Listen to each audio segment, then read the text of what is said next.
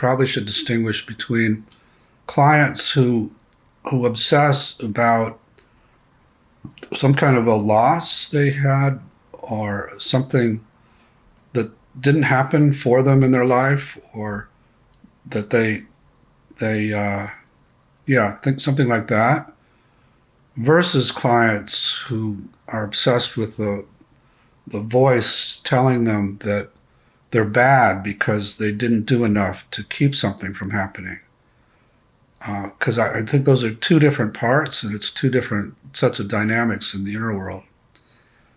And we can start with the first. So I've worked with a lot of clients who have had horrible childhoods, and you'll typically run into a part who's saying, "Why me?" all the time. Why did this happen to me? I don't get it. And often behind that is there something really wrong with me, that all these terrible things happened, and so that part is often stuck in a scene where one of these traumas occurred, and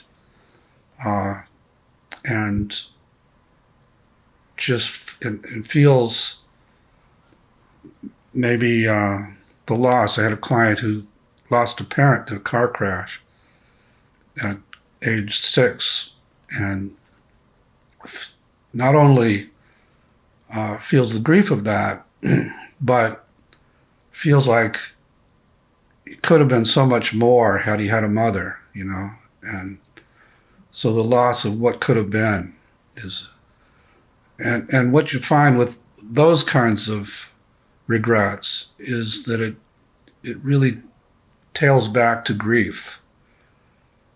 That if you stop, if you go to the part who's saying these things all the time and ask what it's afraid would happen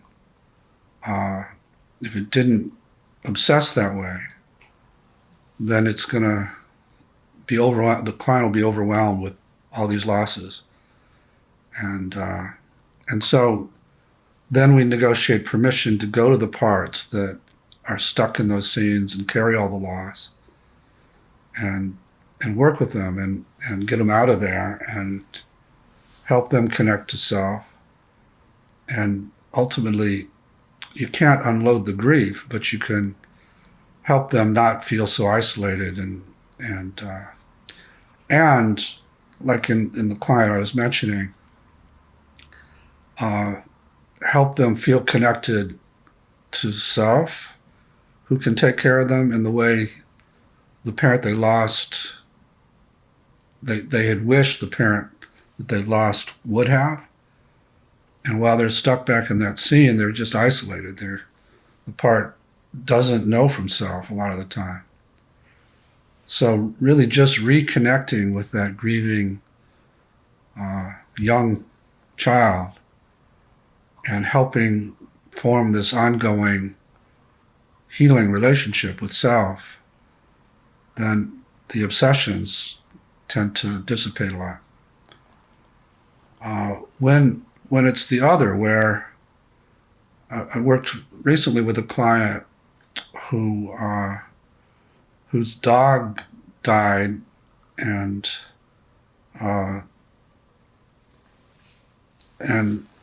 from an illness, and it was sort of true. Had she gone to the vet sooner, probably they could have extended the life a bit. And so the part was furious with her, and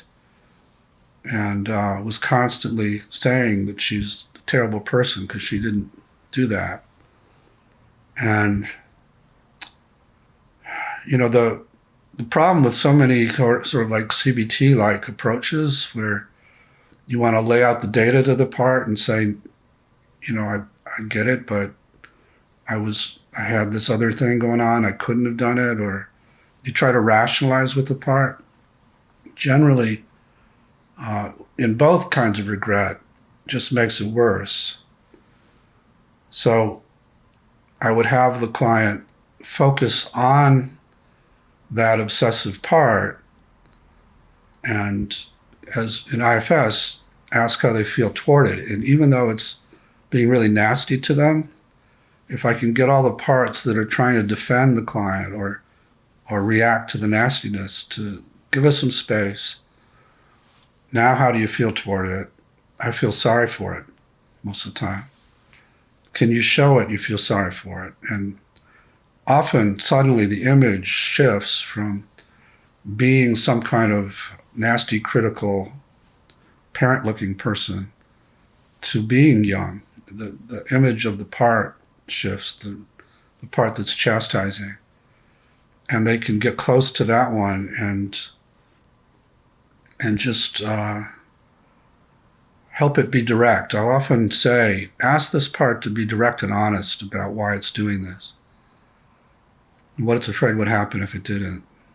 And again, it's often this part itself feels so much loss with the dog having died and doesn't know what else to do but to blame, just like a kid might, because they're all pretty young. And as self can be open-hearted in the face of that and listen and give a genuine apology, like, I'm really sorry that I didn't go to the vet sooner. I'm really sorry that caused this loss for you. Then you just start this different relationship with that part that's so obsessed, and